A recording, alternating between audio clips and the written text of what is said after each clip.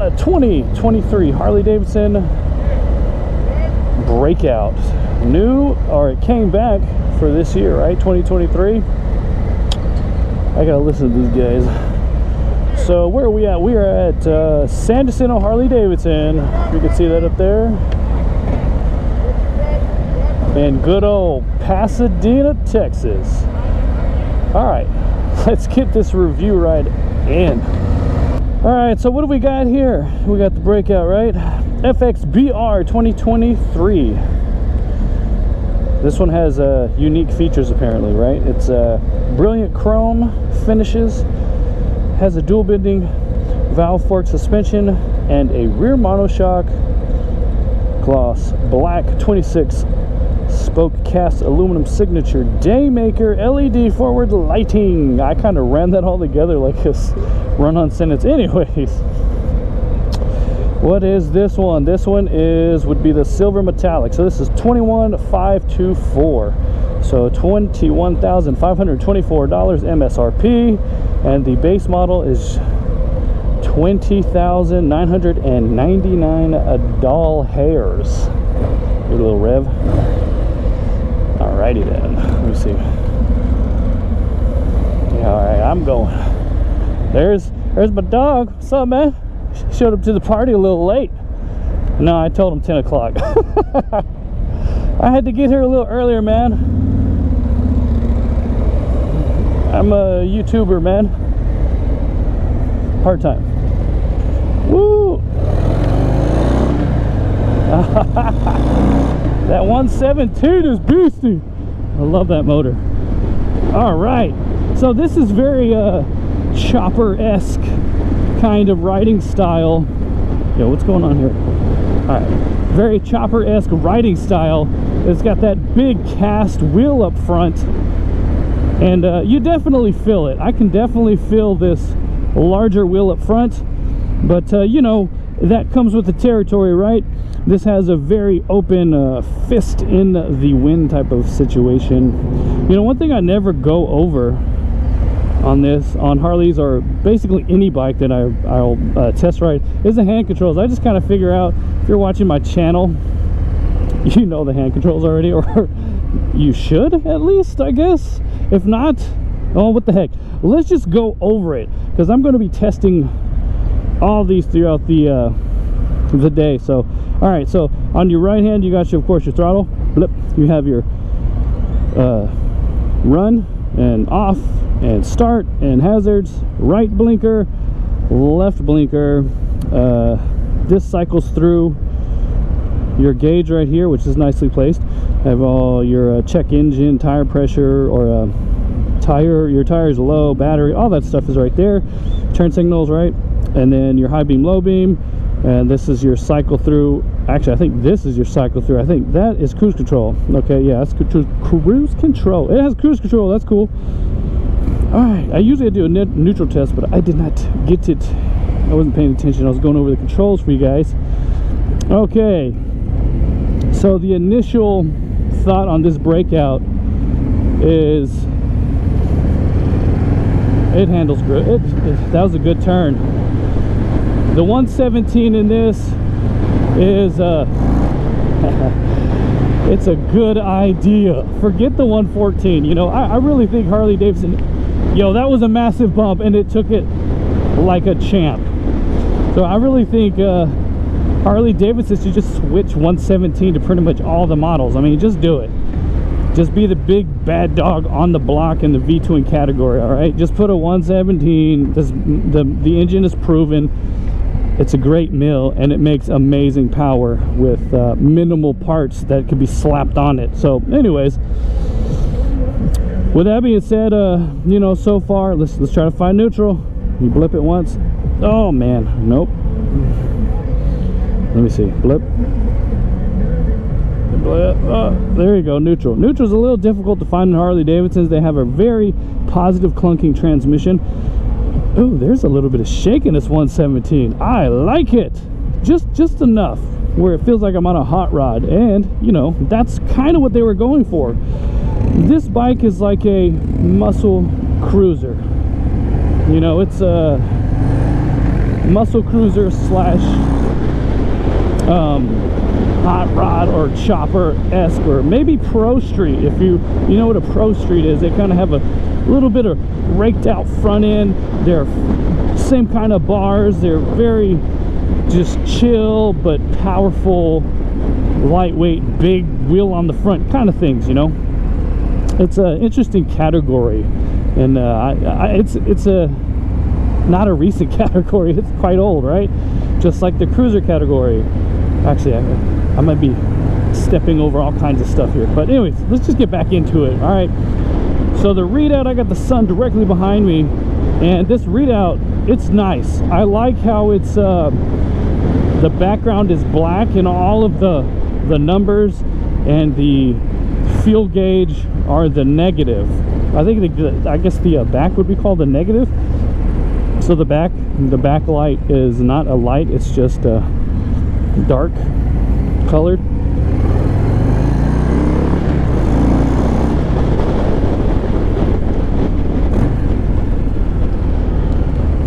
Okay,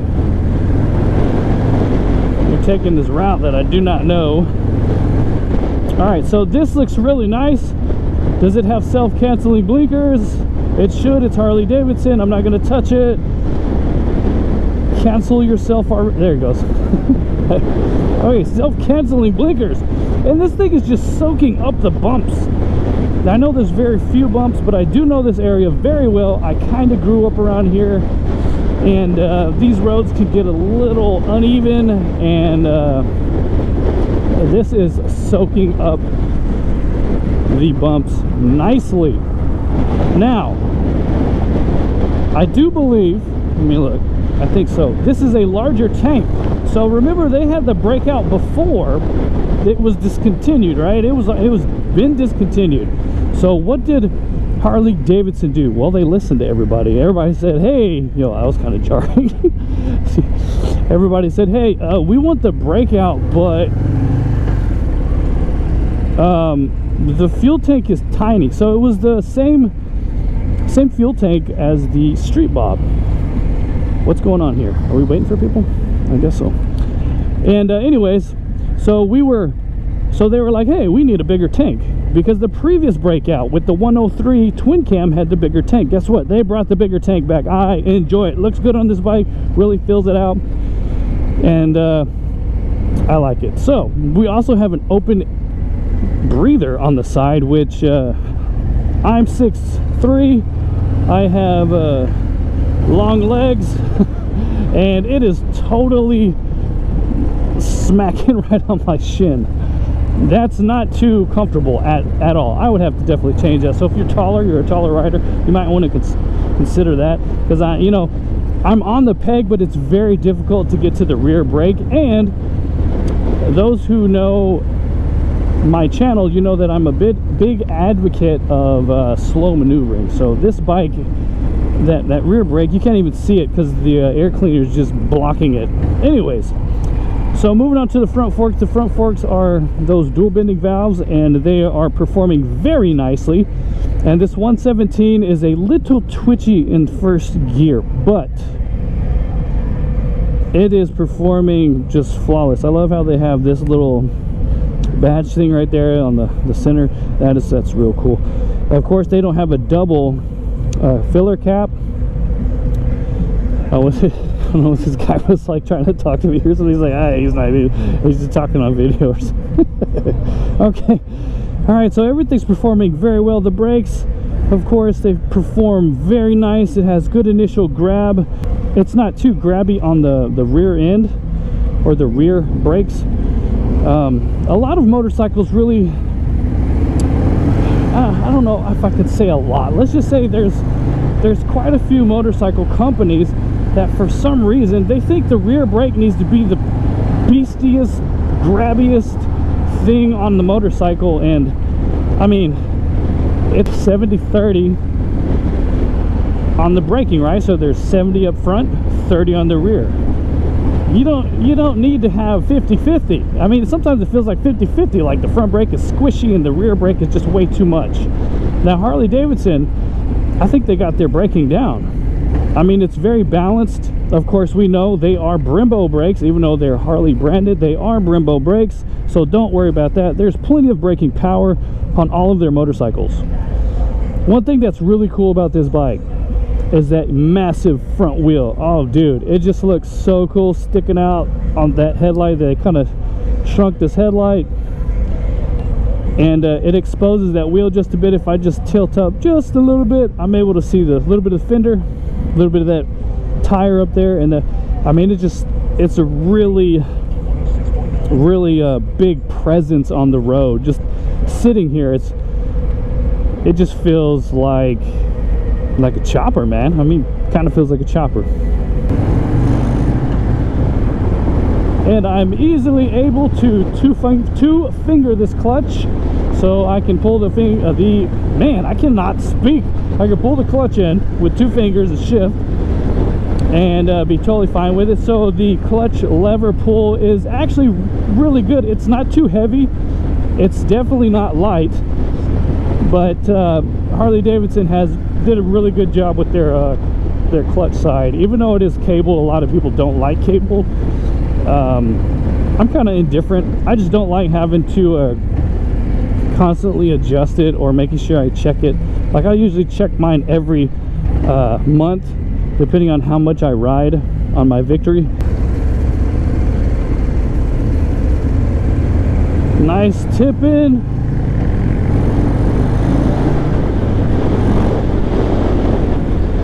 Sad to say, I can outride all these guys. I feel like a I don't want to say it. I feel mean saying that. Or, you know, they got to keep guys up with them, so never mind. They could probably outride me for all I know. Alright, so this street is actually really bumpy. You might be able to tell in my voice, it's a little shaky. We're going to have quite a big leap up here and a little bit of a drop. Here's the drop right here. Boom, boom. Yep. Absorbed it very nicely. Yeah, the suspension is great. Okay, I am thoroughly impressed with Harley Davidson's Softail lineup because of the suspension. Not to mention how agile these frames handle. And yeah, I mean, that's no exception to this bike. It's the same, even though it has that massive rear tire and then this big wheel on the front. It's just it's performing amazing. It's doing a very, very good job, better than adequate. It's doing it very well, and it does have all these chrome accessories because it's supposed to Breakout's supposed to be this big chromy, flashy, cool looking chopper thingy.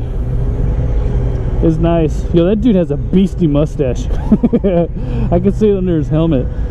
It's got forward controls. I'm not used to forward controls. Of course, you guys know that I do ride a touring bike, and I have big footboards, and those are more comfortable. I really do prefer those, especially on long rides. But I mean, you can't always get that. But who am I kidding? There's probably so many dang accessories. Yeah, this is a long demo ride. I don't even know if I'm gonna be able to shoot that many videos. It's so long. And so far, this has probably been one of the longest demo rides I've been on. And anyway, so yeah, the seat on this. Let's talk about the seat. Since it's been a longer ride, so right before we end, I'm gonna give my final thoughts on the seat. But for now, we've been in this a few minutes, and I do like the seat. It has a very, very nice back support built into it, and it does have a passenger pillion as well, which that looks a little thin, so your passenger may not like that. So if you're looking for any super long rides, of course this is not going to be the motorcycle you're looking for, but maybe you want something as your second bike where you're just going to take it and go short rides, maybe go out to eat with friends. Yo, it just absorbed that massive pothole. Nice. And you want to do need I say a little bit of bar hopping, do it on this. It'll do it all day long. But I digress. So this seat, it does feel, I have a theory about seats. Okay, let me just say that first. My theory is, if the seat feels very, very cushiony, at first. Like, you go up to the bike and you touch the seat, and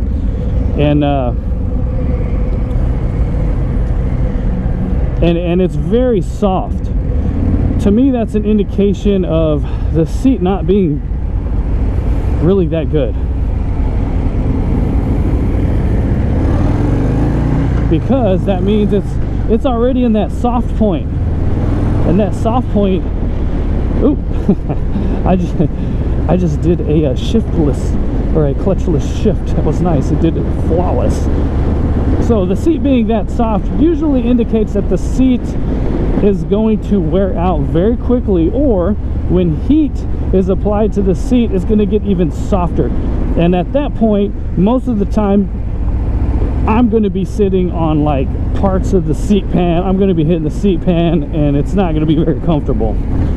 And so far, this is not a soft seat, which I like. It's kind of on the medium side, maybe. You know, these have been ridden a little bit, not too much. I could check the mileage, but so the seat has been wore in a bit, and that, I mean, it's probably wore in good enough. But initially the seat was kind of stiff. So if the seat is initially stiff, then that's a good indication that it's going to wear in to be soft. So when you're riding it and it starts to wear in, it'll be very comfortable, versus it already feeling like it's comfortable, and then you won't be able to break it in because it's too soft. So that's kind of my take on seats. So far it's actually a nice seat. It's not very wide, but it's not extremely narrow, you know. It's easily can flat foot on this seat, even though I'm 6'3". Yes, if you're 5'2", I think you could flat foot this, no big deal. It's very low seat height, maybe 5'3". I might be telling you wrong. I don't know the official seat height number, but it does seem fairly low, just like most Harley Davidsons anyways. Yeah, I mean, it's ridiculous. Oh, I can't get it into neutral every time. It's so hard to put these things in neutral. Yeah, see, there you go. All right, so yeah, it's very low seat height. I mean, I'm squatting on the ground basically when I put my feet down. It's very low.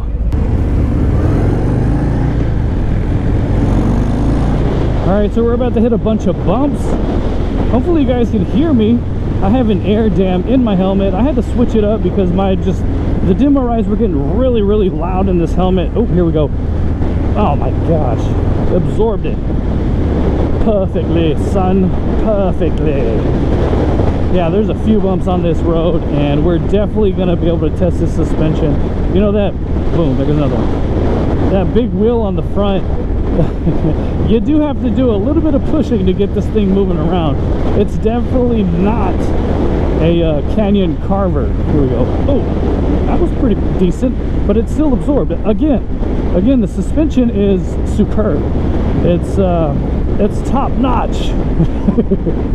It does a nice job. It does a really nice job.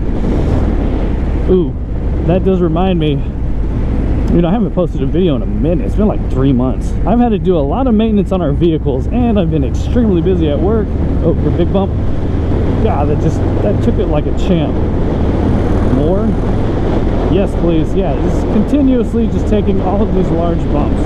See, I haven't shot a video in a minute, about 3 months or so. Like I said, very busy. And then I got to do some maintenance on the Victory. I don't know. Wait. Oh my gosh, it just takes it better than my Victory does. But then again, I need to change my fork oil, and that is what I'm going to be doing on that bike. Will I shoot that video? I don't know. Most people, they probably don't care about that. Victory forks are a little different from other forks. I hate the design of them, the front forks, and yeah, so I wouldn't, I just don't like them. Anyways, that's another video if I make the video. Okay, let's get back into this. So like I said, this is a long test ride. I might cut all the way to the end and give my final thoughts on the seat, but it handles very nice. The engine is extremely peppy. Of course, the 117, It's the bike wants to go straight just like a cruiser does. Now, because of that larger wheel up front, it's, like I said, it's a little bit harder to tip into the corners, but it's not something that cannot be done. Obviously, I am doing it, and I just have to put a tad bit more effort into it than I would on, let's say, the bike on my left, the Fat Bob, because that has a smaller front wheel, and I don't know, well, actually, you know, that is a pretty wide wheel. So let's say something like the Street Bob. The Street Bob, it has a 21-inch wheel, and it's a thinner wheel, and that one is very easy to tip into the corners, and that took that like very nice. It wanted to it tipped in nice. Even with that big wheel, it tipped in very nice. Wow. You know, initially I thought that this bike was gonna give me some little bit of back issues because it is more forward. It's a little more aggressive of a stance, but actually no. I feel like I can ride this thing for a while. I mean, give me a couple hours, I'll ride this thing. It's not really that bad at all. I thought my neck might be giving me some problems because of my situation, but so far so good. Yo man, take off, man. But so far so good. No big deal. Totally enjoyable. Oh man, it's just, I love riding these bikes. There's something about a Harley. It's just the feeling, you know. I say it on a lot of videos, they're not the best motorcycle on the planet, and they're definitely not the worst, but I would say they're the most rounded motorcycle available. Yes, the most rounded. You're like, what does that mean? Well, it does everything, and it does everything well. It doesn't do it the best, and it doesn't do it the worst. It does everything you need it to when you need to do it, and really that's all we really want on a motorcycle. If we got a motorcycle that it handles extremely well, but it has no passing power, what's the point of that? For instance, my Z125 Kawasaki, and I realize it is a 125cc single cylinder, that handles extremely well, and it's because it weighs almost nothing, okay? But it has a single cylinder and it has no power. There is no passing power available on that motorcycle. But this one, it doesn't handle as good as the Z, but guess what? It has a lot of power. It doesn't have sport bike power, but it does have a lot of power, and I can pass people. It takes turns very well. It absorbs bumps extremely well. Everything is well-rounded on this motorcycle. Yo, there was a victory over there. All right, getting back. Like I said, I'm going to be cutting to the seat. Let's see how this seat is, man. This seat is great for that ride. Man, I got to check the footage, but man, I don't know how long that ride was. Post that up here.